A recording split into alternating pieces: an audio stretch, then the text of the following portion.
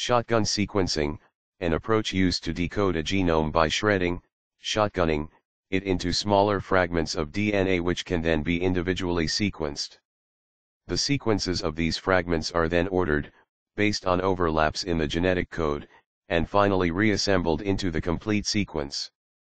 The whole genome shotgun method is applied to the entire genome all at once, while the hierarchical shotgun method is applied to large, overlapping DNA fragments of known location in the genome.